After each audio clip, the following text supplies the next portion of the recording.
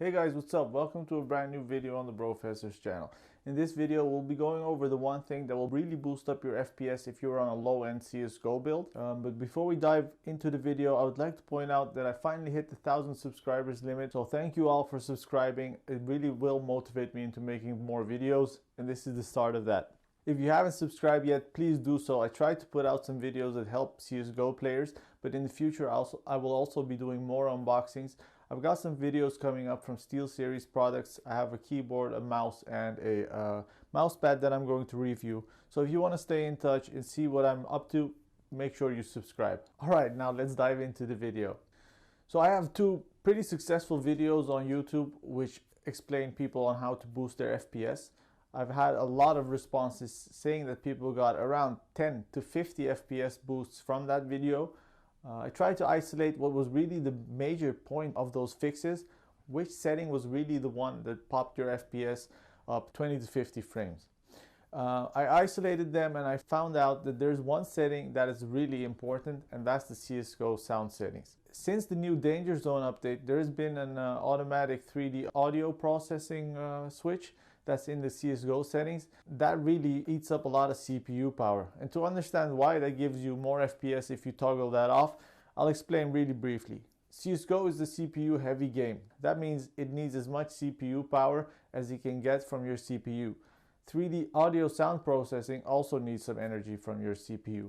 You can already see that if you need a lot of CPU power and you're on the low-end CPU or a CPU that's a bit older, then that 3D audio processing is going to eat some of your frames, which you would rather use for your gameplay. Therefore, turning that off really boosts up your frames. I will show you how you turn that off. Alright, here we have the CSGO home screen. From here, hit settings, go to the audio tab, and here you'll see advanced 3D audio processing, and make sure you set that to no. The default will be yes, but as we now know, that causes FPS drops. Furthermore, there are a lot of other settings that you can tweak here in order to boost your FPS. I've got videos on them. Make sure that you check them out. A lot of users report that they've got significant FPS boosts from using those guides, so make sure you get the most out of your build and go watch the videos. Alright, back to the video now. I've been playing CS since 1.5 or even actually 1.3. And you really don't need the 3D audio processing. If you play the game, you'll experience that you will find out where players are coming from without the 3D audio processing.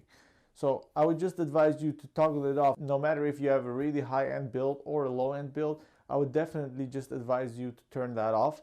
The same with 7.1 audio processing. You have CSGO pro players who play tournaments with earphones, for example, with not even 7.1 stereo surround headsets.